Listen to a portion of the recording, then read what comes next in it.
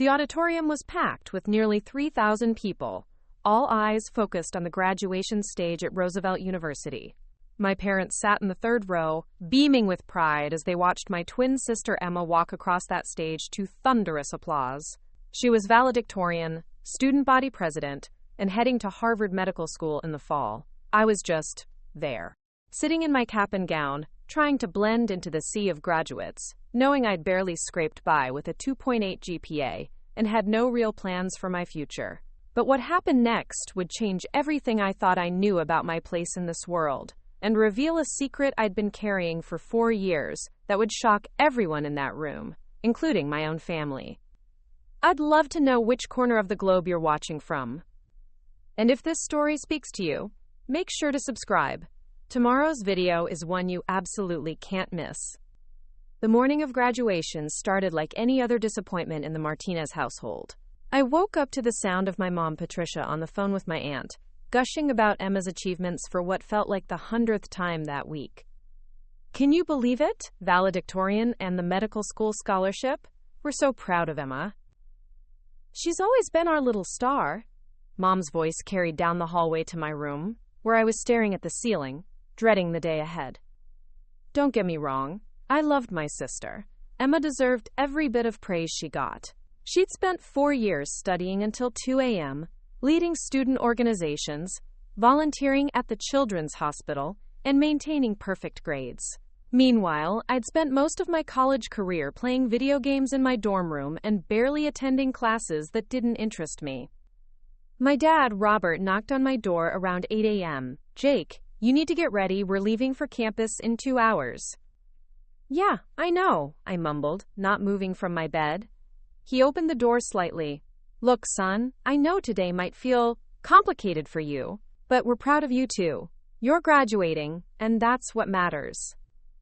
The way he said it, like graduating was some miraculous achievement for someone like me, stung more than he probably intended. But I nodded anyway because what else could I do? As I got dressed in my cap and gown, I caught my reflection in the mirror. Jake Martinez, 22 years old, computer science major with no job prospects and no clear direction.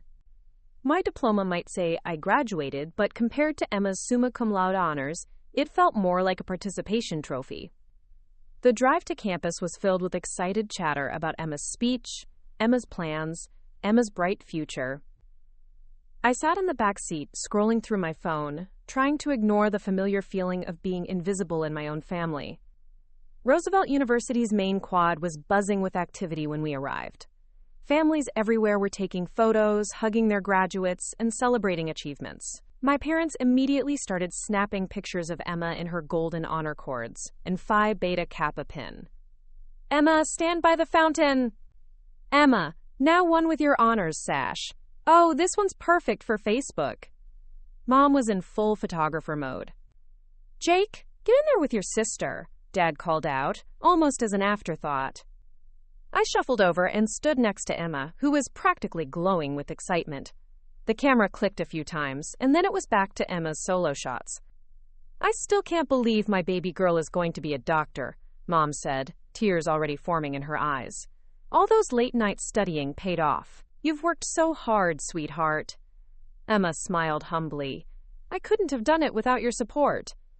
I checked my phone, 10:47 a.m., still over an hour before the ceremony started, and I was already feeling like a third wheel at my own graduation.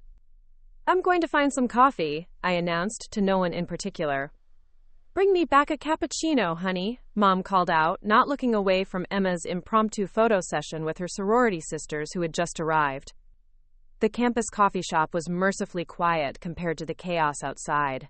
I ordered my usual black coffee and Mom's cappuccino, then found a corner table where I could sit and collect my thoughts. That's when I saw her, Dr. Sarah Chen, my computer science professor and the person who'd changed my life in ways my family would never understand. Jake, there you are, she said, approaching my table with a warm smile. Big day, huh? Yeah, I guess so, I replied, standing up to give her a quick hug. Dr. Chen had always been more than just a professor to me. She was the one person who'd seen potential in me when I couldn't see it in myself. Are you nervous? She asked, sitting down across from me. I laughed, but there wasn't much humor in it. About what? walking across a stage to get a piece of paper that says I managed to not fail completely? Quote. Dr. Chen's expression grew serious. Jake, you know that's not what today is about. What you've accomplished. What we've accomplished together. It's extraordinary. You should be proud. My parents don't even know, I said quietly. They think I'm just the family disappointment, who somehow managed to graduate. That's going to change today, she said firmly. Everything changes today. She was right, but not in the way I expected. Dr. Chen had been my mentor for a special project I'd been working on for the past 2 years. Something I'd kept secret from everyone, including my family. It started as a simple class assignment. Design a cybersecurity protocol for protecting sensitive data. But what began as homework had evolved into something much bigger. Working late nights in the computer lab, I developed an encryption algorithm that could potentially revolutionize online banking security. Dr. Chen had helped me refine it, test it, and eventually submit it to a national competition for undergraduate research. I'd won first place and a $50,000 prize, but more importantly, my work had caught the attention of some very important people in Washington. Have you heard anything more about, I asked Dr. Chen quietly. She smiled mysteriously. You'll find out soon enough. But Jake, whatever happens today, remember that your worth isn't measured by grades or honors cords. It's measured by the impact you make on the world. I returned to my family with the coffees, finding them exactly where I'd left them, taking more photos of Emma. The ceremony was about to begin, and graduates were lining up alphabetically. Since Emma and I shared the same last name, we ended up standing near each other in line. You okay? Emma asked, noticing my quiet mood. Despite being the golden child, she'd always cared about me. Just ready to get this over with, I said. Jake, I know it might seem like Mom and Dad only focus on me, but they're proud of you too. They don't always know how to show it.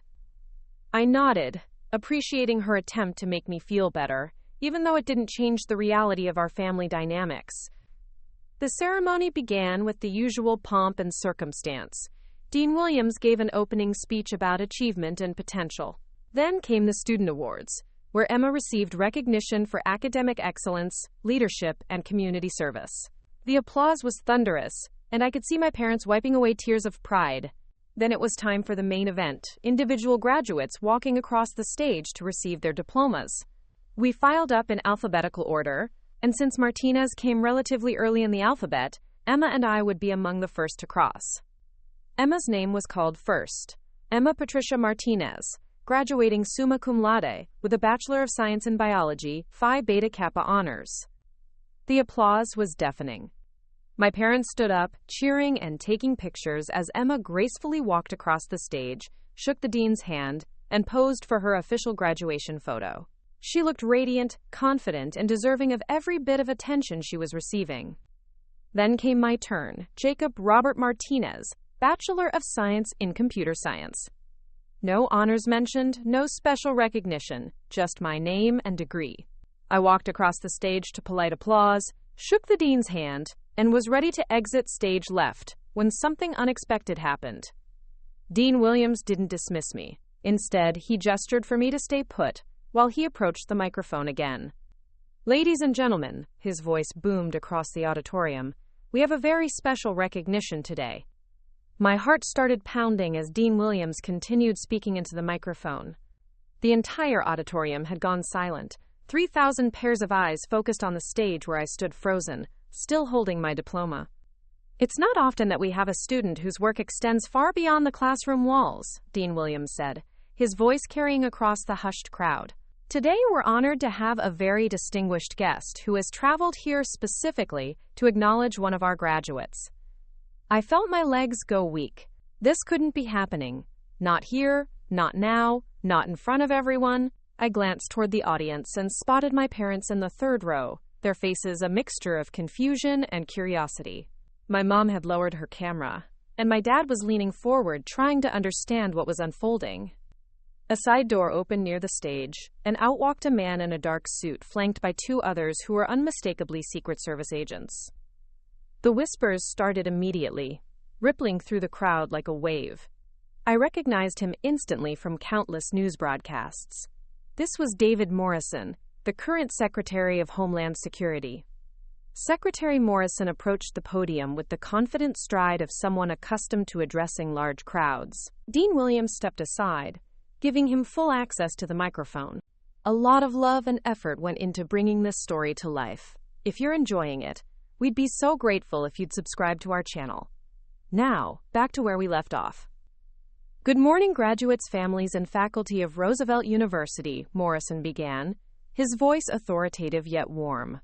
I apologize for the unexpected interruption of your ceremony, but some recognitions simply cannot wait for a more convenient time.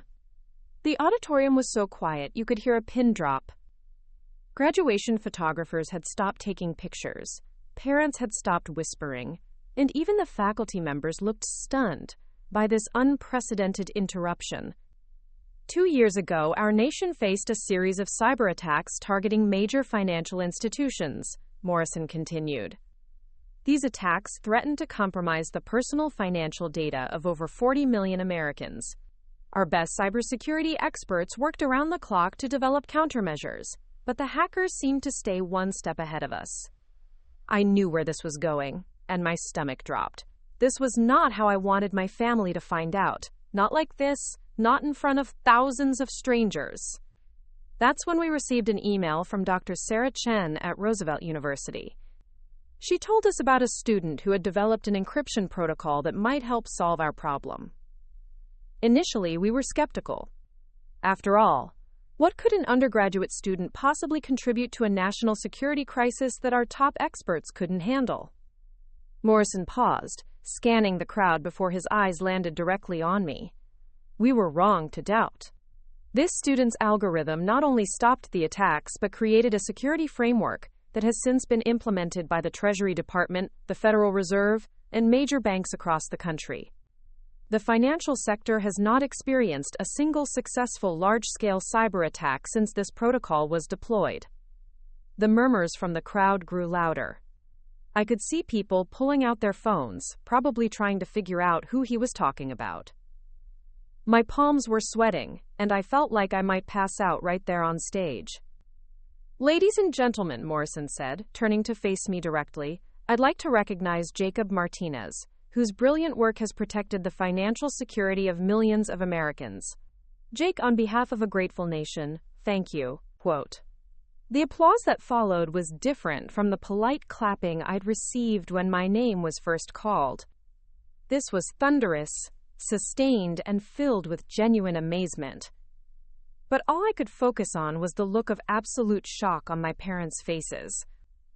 My mother's mouth was hanging open, her hands frozen in mid-clap.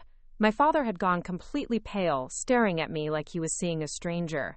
Emma, still standing at the side of the stage where graduates exit, looked equally stunned, but was applauding enthusiastically. Secretary Morrison wasn't finished. He reached into his jacket and pulled out an official-looking certificate.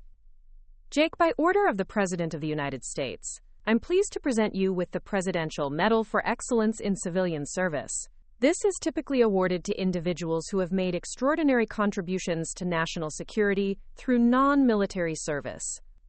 My hands shook as I accepted the medal and certificate. This was real. This was actually happening at my college graduation, in front of my family who thought I was the underachiever. The president had hoped to be here personally today, Morrison continued, but he asked me to extend his personal gratitude and to let you know that your country is proud of you. The standing ovation that followed seemed to last forever. I stood there holding a presidential medal, trying to process the surreal turn my graduation day had taken. Through the crowd, I could see Dr. Chen beaming with pride, probably the only person in the audience who wasn't completely blindsided by this revelation. Dean Williams returned to the microphone as the applause finally died down.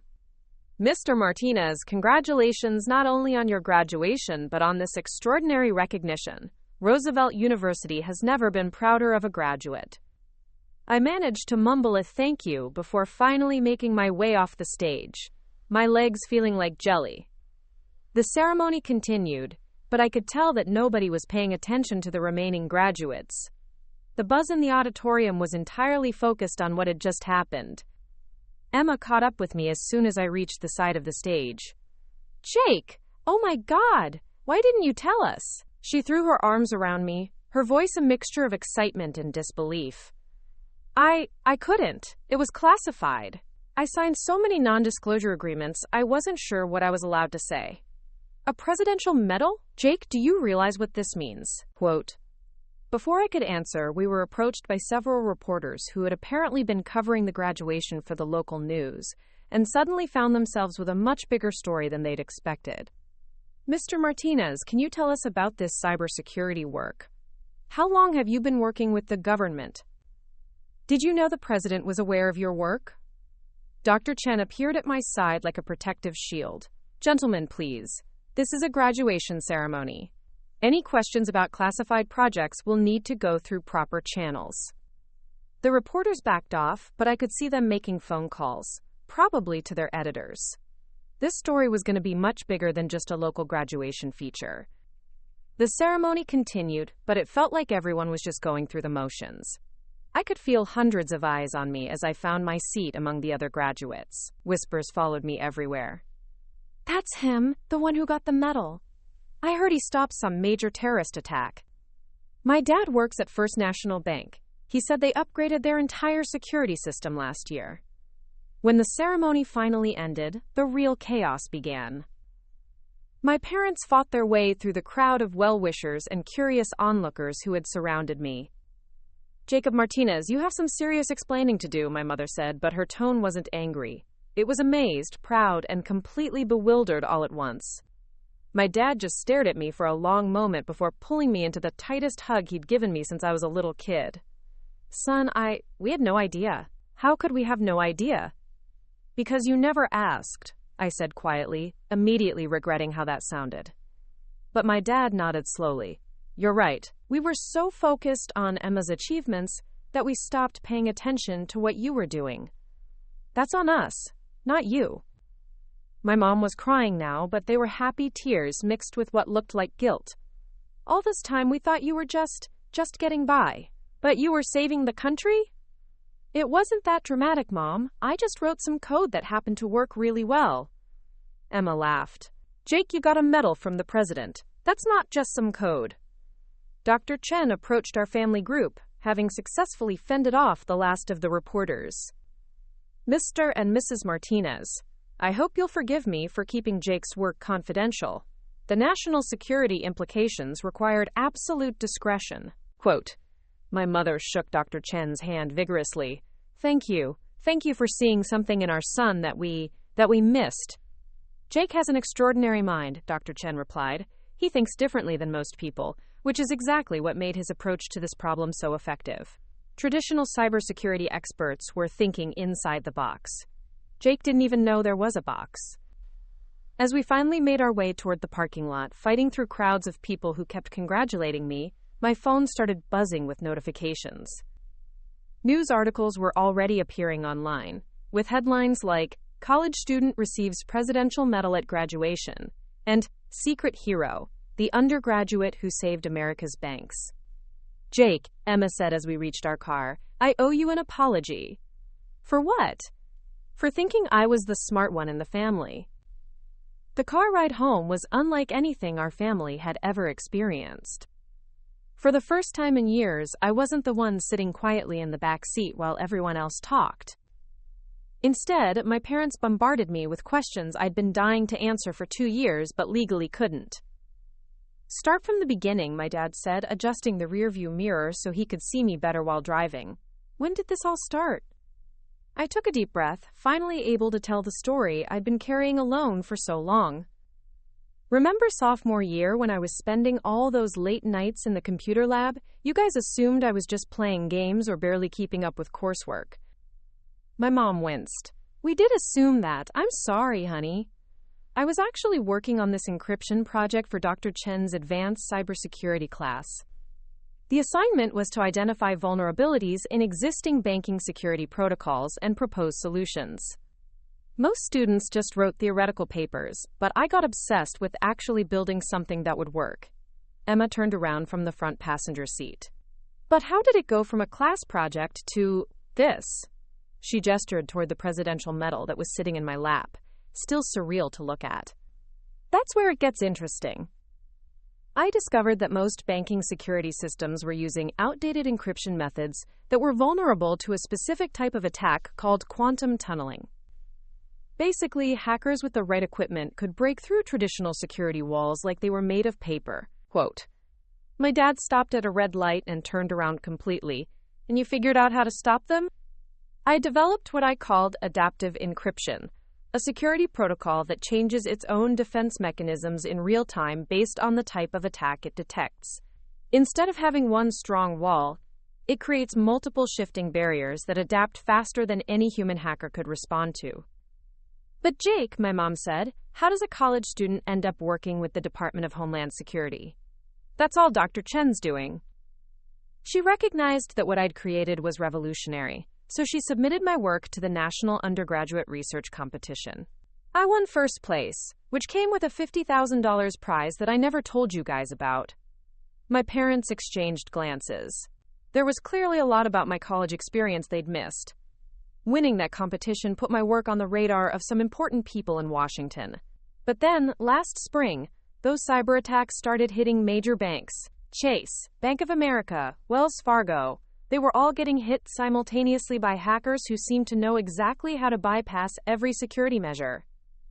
The light turned green, but my dad was so engrossed in my story that he didn't notice until the car behind us honked. Dr. Chen got a call from someone at the Department of Homeland Security asking if my adaptive encryption protocol could be modified to work on a national scale. I had to sign about 15 different non-disclosure agreements before they'd even let me see the classified briefings about what was happening. "This is insane," Emma muttered. "My brother was literally fighting cybercriminals while I was worried about organic chemistry exams." The scary part was how sophisticated these attacks were. The hackers weren't just trying to steal money. They were attempting to destabilize the entire American financial system. If they'd succeeded, it could have triggered an economic crisis worse than 2008. My mom had gone pale. "And your code thing stopped them?" "My adaptive encryption protocol, yeah. But it took months of modifications and testing before it was ready for deployment. I spent last summer in a secured facility in Virginia, working with FBI cybercrime specialists and Treasury Department analysts. You guys thought I was doing a boring internship at a local tech company. You lied to us for months," my dad said, but his tone wasn't accusatory. It was more amazed than anything else. I had to. The security clearance requirements meant I couldn't tell anyone what I was really doing. There were times I wanted to tell you so badly, especially when you'd make comments about me not applying myself or lacking direction. We pulled into our driveway, but nobody moved to get out of the car. This conversation felt too important to interrupt. "The protocol went live in September," I continued. "Within 48 hours, the cyber attacks stopped completely. Not just reduced, stopped. The hackers realized they couldn't penetrate the new security system and gave up." "So you saved the entire American banking system," Emma said slowly, "and we spent the last year worried that you'd never amount to anything. The worst part was watching you guys stress about my future while I was sitting on a job offer from the National Security Agency that I couldn't accept until my security clearance was finalized." My parents just stared at me. "You have a job offer from the NSA?" my mom asked weakly. "3 job offers, actually. NSA, FBI Cybercrime Division, and a private consulting firm that works with the Pentagon. Plus, 2 different venture capital firms want to fund a startup based on my encryption technology." My dad leaned back in his seat and laughed, not mockingly, but with complete disbelief. "Our son, the one we thought was directionless, has job offers from the FBI and NSA. And a startup opportunity worth potentially millions," Emma added. "Jake, why didn't you tell us any of this before today?" "Because I wanted you guys to be proud of me for who I am, not what I could do for national security. Today was supposed to be about both of us graduating. I never expected Secretary Morrison to show up." My phone had been buzzing constantly during our conversation. I finally looked at it and saw dozens of missed calls and text messages. "Dr. Chen's trying to reach me," I said, scrolling through the notifications. "So are 3 different news outlets. Someone from the Today Show, and, oh wow, someone from the White House Communications Office." "The White House wants to talk to you?" my mom asked faintly. Before I could answer, our neighbor, Mrs. Patterson, came running across her lawn toward our car, waving her phone excitedly. Patricia! Robert! I just saw the news! Your Jake is on CNN! We all looked at each other and then rushed inside to turn on the television. Sure enough, there I was on the screen, looking terrified and holding the presidential medal while Secretary Morrison spoke at the podium. The news anchor was saying, "This extraordinary story of a college student whose secret work protected America's financial infrastructure."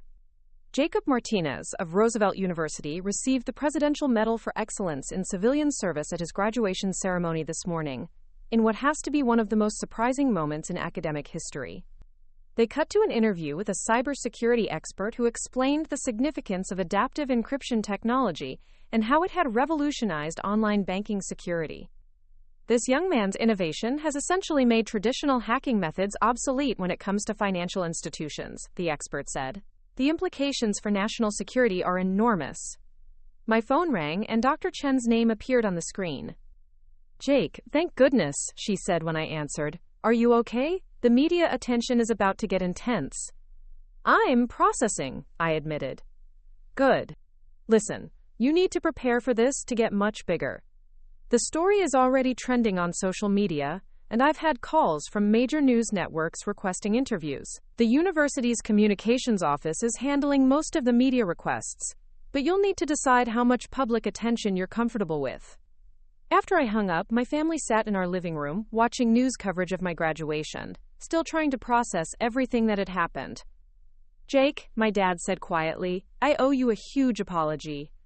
We've spent so much time focusing on traditional measures of success, grades, honors, obvious achievements, that we completely missed the fact that you were doing something truly extraordinary. You don't need to apologize, Dad. I understand why you were worried about me. My grades were terrible, I seemed unmotivated, and I wasn't communicating what was really going on. But that's just it, my mom said. We should have asked more questions. We should have tried harder to understand what you were passionate about, instead of assuming you weren't passionate about anything. Emma had been quiet for a while, but now she spoke up.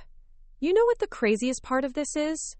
I spent 4 years killing myself to be valedictorian and get into medical school, thinking I was the one who would make a difference in the world. Meanwhile, Jake was literally saving the country, and I had no idea. You are going to make a difference, I told her. You're going to be an amazing doctor. What I did was just solving a technical problem. What you're going to do is save actual lives. Yeah, but Jake, she said with a grin, you got a medal from the president. That's pretty hard to top. As evening approached, the media attention continued to intensify. News vans started parking outside our house, and reporters were calling constantly, requesting interviews. The story had gone national, with coverage on every major network and trending hashtags on social media. But sitting in our living room, surrounded by my family who finally understood what I'd been working toward all these years, I realized that the Presidential Medal wasn't the most important recognition I'd received that day. The most important moment was seeing the pride in my parents' eyes and knowing that they finally saw me for who I really was. The next morning, I woke up to the sound of helicopters. Not one or two, but what sounded like an entire fleet circling our neighborhood. I stumbled to my bedroom window and pulled back the curtains to see news helicopters hovering overhead, while reporters with cameras lined our street like it was a red carpet event. Jake, my mom called from downstairs. You need to see this. I threw on clothes and rushed to the living room, where my entire family was gathered around the television with expressions of complete bewilderment. The morning news shows were all leading with the same story. Good Morning America was showing footage from yesterday's graduation while the anchor discussed the implications of my cybersecurity work. The Today Show had brought in technology experts to explain adaptive encryption. Even international news outlets were picking up the story. This is completely insane, Emma said, scrolling through her phone. Jake, you're trending worldwide on Twitter. There are memes about you already. My phone had been charging overnight, and when I turned it on, it immediately started buzzing with hundreds of notifications.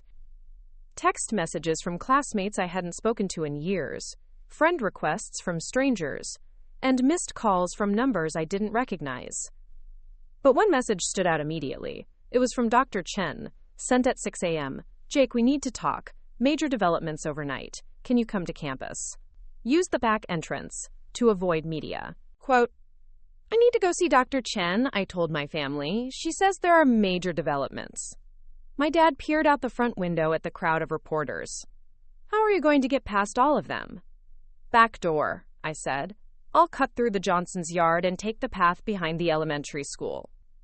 20 minutes later, I was sneaking across Roosevelt University's campus like some kind of fugitive, using service entrances and maintenance pathways to avoid the news crews that had apparently set up camp at every major building. Dr. Chen's office was in the basement of the computer science building, accessible through a side entrance that most people didn't know about. When I knocked on her door, she opened it immediately and pulled me inside. Jake, sit down. We have a lot to discuss.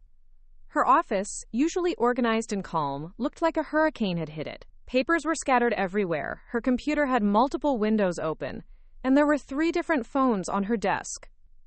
First, the good news, she said, settling into her chair. The attention your work is receiving has created opportunities we never could have imagined. MIT wants to offer you a full scholarship for their graduate cybersecurity program. Stanford is offering the same thing, plus a research assistant position. And Harvard just called to see if you'd be interested in their computer science PhD program. My head was spinning.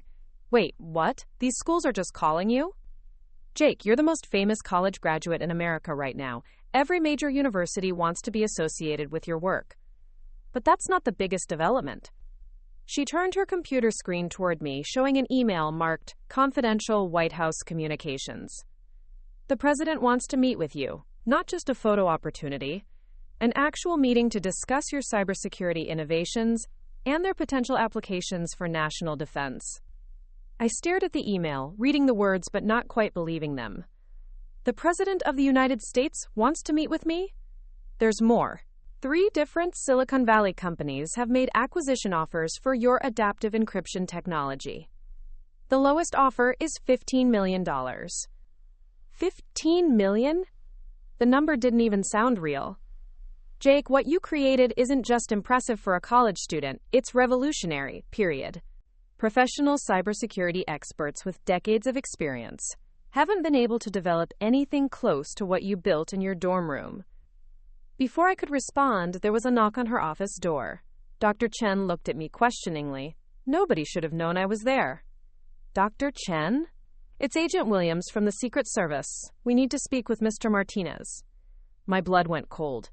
Dr. Chen and I exchanged glances before she opened the door to reveal a woman in a dark suit with an earpiece and the unmistakable bearing of federal law enforcement.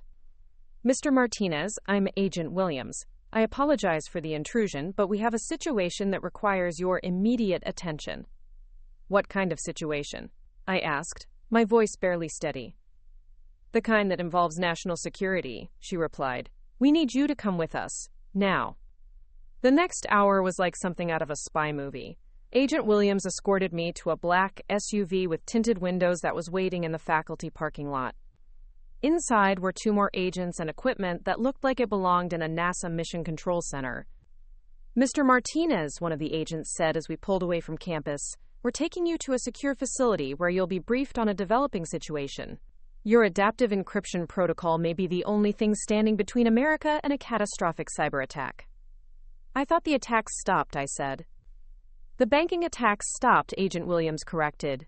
But we've detected new activity targeting a different sector entirely. Power grids, water treatment facilities, transportation systems, critical infrastructure that keeps American cities running. They drove me to what looked like an ordinary office building downtown, but the moment we walked inside, it was clear this was anything but ordinary. Multiple layers of security, biometric scanners, and corridors lined with rooms full of people working at computers with multiple monitors. I was led to a conference room where a dozen people in suits were waiting, along with several individuals who were clearly technical experts based on their more casual attire and the laptops they had open. Mr. Martinez, said a woman who introduced herself as Director Sarah Walsh from the Department of Homeland Security. Thank you for coming. We have a situation that requires your unique expertise. She gestured to a wall-mounted screen that displayed what looked like a map of the United States covered in red dots. Beginning at approximately 3 a.m. this morning, we detected coordinated probes targeting critical infrastructure systems across 17 states.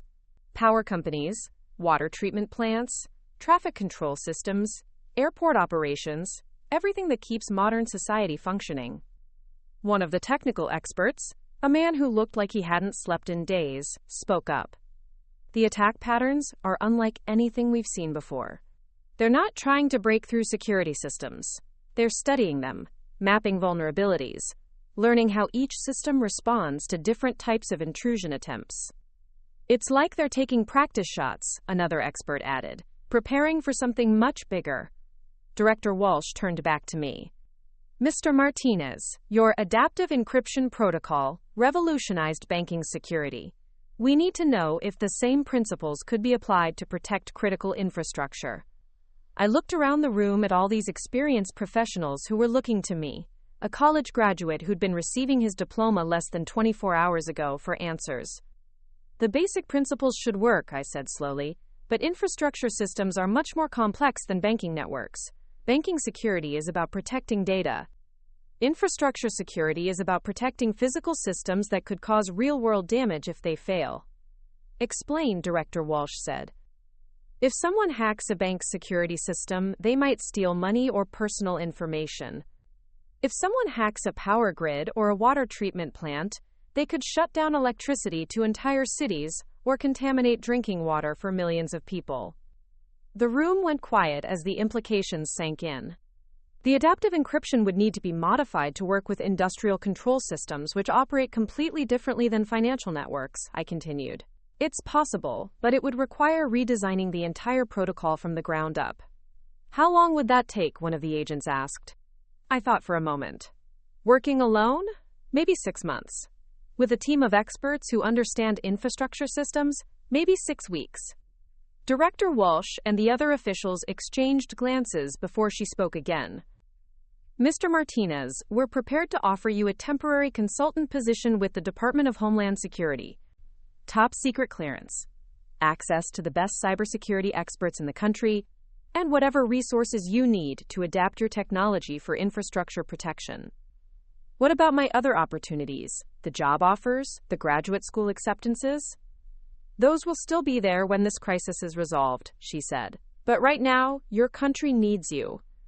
I thought about my parents, who had just discovered what I was capable of. I thought about Emma, who had spent 4 years preparing to save lives as a doctor. And I thought about the millions of Americans who had no idea that their power, water, and transportation systems were potentially under attack. I'll do it, I said. As I signed security clearance paperwork and was briefed on protocols I couldn't discuss with anyone outside this room, I realized my life had completely changed in the span of 24 hours. Yesterday, I was the family disappointment walking across a graduation stage. Today, I was being asked to help protect the entire American infrastructure system. The agent who drove me back home later that evening handed me a secure phone that would be my only means of communication about the project. Mr. Martinez, Agent Williams said as I got out of the SUV, what you're about to undertake will likely remain classified for years. Your family won't be able to know the details of what you're working on. I nodded, understanding. As I walked toward my house, where news vans were still parked and reporters were still waiting, I realized I was about to disappear into another world of secrecy. But this time, my family would know I was doing something important, even if they couldn't know exactly what it was. 6 weeks later, I stood in the White House Situation Room at 3 a.m., surrounded by the most powerful people in America, watching real-time data streams that showed the fate of our nation's infrastructure hanging in the balance. The secure phone they'd given me had been ringing nonstop for the past 72 hours. What started as coordinated probes had escalated into the most sophisticated cyber attack in American history. The hackers weren't just testing our defenses anymore. They were actively attempting to take control of critical systems across the country. Status report, said General Mitchell, chairman of the Joint Chiefs of Staff, his voice cutting through the tension in the room. Power grid intrusions detected in Texas, California, and New York, reported Agent Lisa Crawford, the lead cybersecurity analyst. They're not trying to shut down power yet. They're installing backdoors for future access. Water treatment facilities in Chicago and Atlanta are showing signs of system compromise, added another analyst. If they gain full control, they could potentially contaminate water supplies for over 4 million people. I stared at the massive screens displaying attack vectors, system vulnerabilities, and real-time infiltration attempts. My modified adaptive encryption protocol was active across hundreds of critical infrastructure sites, but the hackers had evolved their methods faster than anyone anticipated. "Mr. Martinez," said Director Walsh, who had become my primary contact over the past month and a half, "your protocol is holding but barely. They're adapting to our adaptations." "That's the problem with adaptive systems," I replied, my fingers flying across the keyboard of my secure workstation. "They work both ways. If our encryption learns from attacks, sophisticated attackers can learn from our responses." The president, who had been quietly observing from the head of the table, finally spoke. "Jake, I need you to give it to me straight. Can your system hold them off, or are we looking at a national emergency?" Being addressed directly by the President of the United States should have been intimidating, but after 6 weeks of 18-hour days working on the most important project of my life, I'd moved beyond nervousness into a strange zone of focused clarity. "Sir, the current protocol can probably hold for another 12 to 16 hours before they find a way through, but I've been working on something new, a quantum-resistant adaptive system that doesn't just respond to attacks, it predicts them." "Explain," General Mitchell said. "Instead of waiting for an attack and then adapting our defenses, the new system uses machine learning to anticipate attack patterns before they happen. It's like the difference between playing defense and playing offense." "How long until it's ready?" the president asked. I glanced at the clock on the wall, 3:17 a.m. "If I can get access to the Defense Department's quantum computing resources and a team of the best programmers in the building, maybe 8 hours. The room went silent except for the hum of computers and the occasional beep of incoming data alerts. "General," the president said, "give him whatever he needs." What followed were the most intense 8 hours of my life.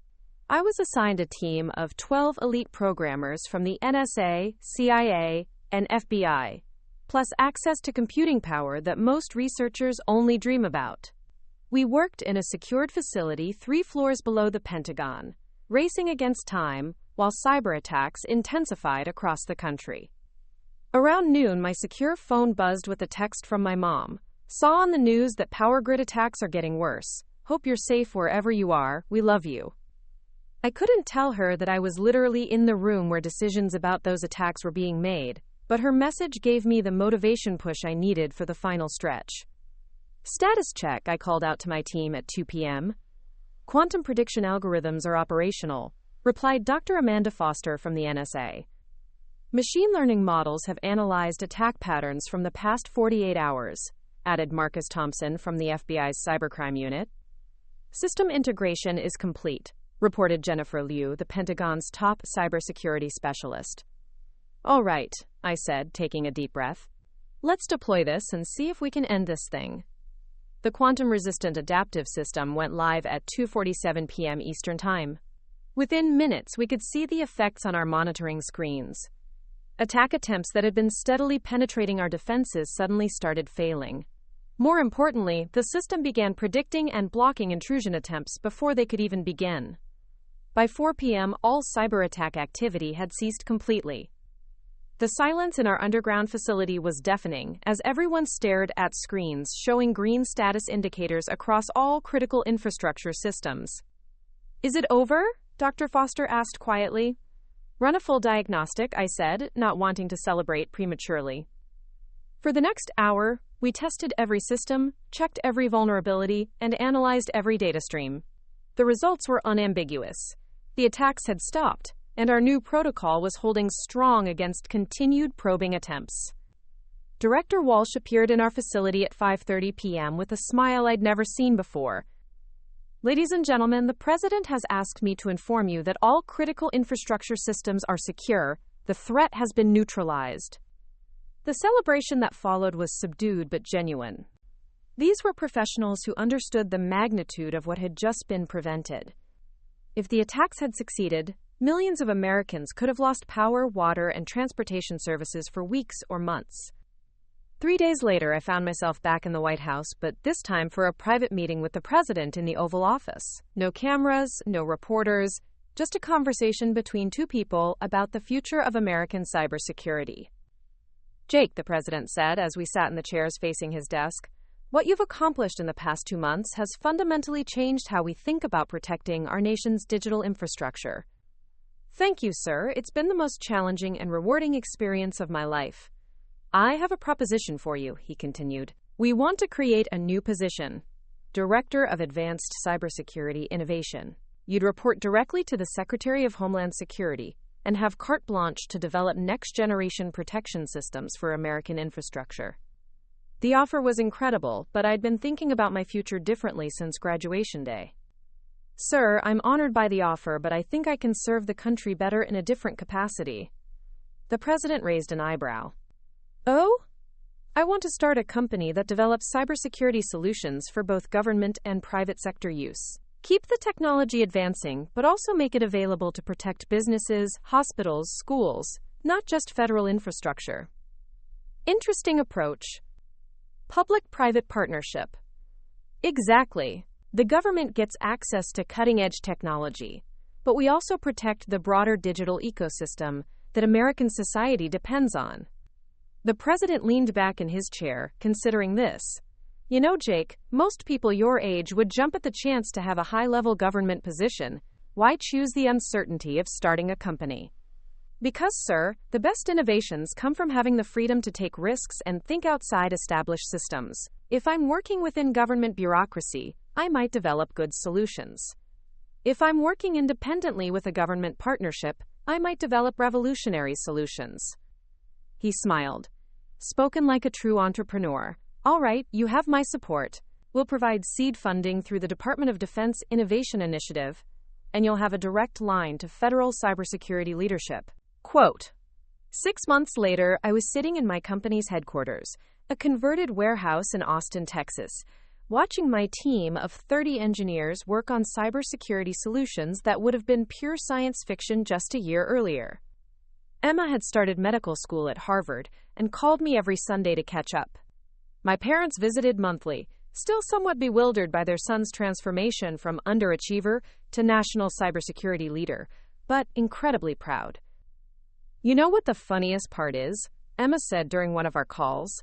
I used to think graduation day would be the highlight of our college experience. Now it feels like it was just the beginning. She was right.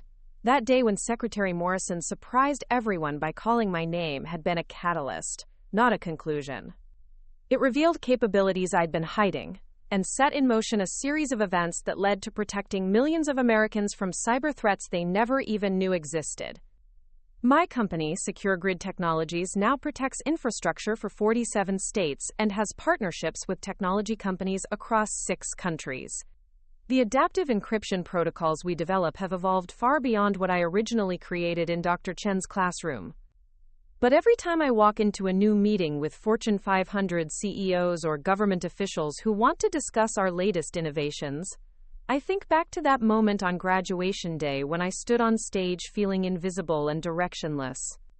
Sometimes the most extraordinary journeys begin when the world finally sees what was always there, waiting for the right moment to be revealed. And sometimes, that moment comes when you least expect it. Like when you're just trying to graduate college while your parents praise your sister, not knowing that the President of the United States is about to thank you by name for work you did in secret to protect your country. The last thing I did before leaving the White House that day was ask the president to sign a photo from graduation day, not for me, but for my parents who had spent years worrying about their son's future without knowing he was already building it. 5 years after graduation day, I stood in Roosevelt University's brand new Cybersecurity Research Center, a building that bore my name thanks to a donation from Secure Grid Technologies. Dr. Chen, now the department head, was showing me around the state-of-the-art facilities that would train the next generation of digital defenders. Hard to believe it all started in that cramped computer lab, she said as we walked past rooms filled with advanced quantum computing equipment. Sometimes I wonder what would have happened if Secretary Morrison hadn't shown up that day, I replied. The same thing, eventually. talent like yours doesn't stay hidden forever. My phone buzzed with a text from Emma. Surgery went perfectly. Patient is stable. Still can't believe my brother is more famous than me. LOL. She'd become one of the country's top pediatric surgeons, saving children's lives daily at Boston Children's Hospital. The sibling rivalry had evolved into mutual admiration and friendly competition over who was making a bigger impact. The real surprise came when we walked into the main lecture hall. Instead of being empty, it was packed with students, faculty, and my parents, who were sitting in the front row wearing proud smiles. "Surprise!" the crowd shouted as confetti cannons went off. Dean Williams approached with a microphone. "Jake, 5 years ago, you graduated from this university and received unexpected recognition. Today, we want to give you recognition that's long overdue." He handed me an honorary doctorate degree in cybersecurity, something I'd never seen coming. "Dr. Martinez," he said with a grin, "how does that sound?" Looking out at the faces in the audience, my parents, Dr. Chen, former classmates and current students, I realized that graduation day had been just the beginning of understanding my own potential. My mom stood up from the front row. "We always knew you were special, honey. We just didn't know how special." My dad nodded. Turns out our son wasn't the underachiever after all. He was just operating on a level we couldn't see. Later that evening, our family gathered for dinner at the same restaurant where we'd celebrated Emma's medical school acceptance years earlier. But this time, the conversation was different. "You know what I learned from all this?" my dad said as we waited for dessert. "What's that?" I asked. "Success isn't always visible. Sometimes the most important work happens quietly, behind the scenes, without recognition or applause. Sometimes it takes a presidential medal for people to notice," Emma added with a laugh. "The medal was nice," I said, "but the best part was finally being able to share what I'd been working on with the people who matter most." My phone rang, the secure line I still used for government consulting work. The caller ID showed Director Walsh's number. "Jake, sorry to interrupt your evening, but we have a situation developing. Foreign actors are targeting our election systems, and we need your quantum prediction protocols adapted for voting infrastructure." I looked around the table at my family, who had grown accustomed to these kinds of calls over the years. "How long do I have?" I asked. 72 hours before early voting begins in several states. I'll be there in the morning." As I hung up, my mom shook her head with a mixture of pride and exasperation. "Our son, saving democracy one algorithm at a time." "Just another Tuesday for Jake," Emma said. But as we finished dinner and headed home, I reflected on how much had changed since that graduation day when I felt invisible and directionless. The secret wasn't that I'd suddenly become someone different. It was that I'd finally found the courage to show the world who I'd always been. Sometimes recognition comes when you least expect it. Sometimes it takes a national crisis to reveal your true capabilities. And sometimes, the person everyone thinks is struggling is actually the one holding everything together. The boy who walked across that graduation stage feeling like a disappointment had become the man protecting America's digital infrastructure. Not because of the presidential medal or the media attention or the business success, but because I'd learned that real achievement isn't about competing with others. It's about becoming the person only you can be. That graduation day taught me that heroes don't always wear capes or receive standing ovations. Sometimes they just write really good code in the middle of the night, protecting people who never know their names. And sometimes, if you're really lucky, the president thanks you for it. Looking for more? We've got 2 amazing stories ready for you, right on screen. If this one touched you, these are absolutely worth your time. Click to watch them now. And hey, subscribe and hit that bell to never miss our latest uploads.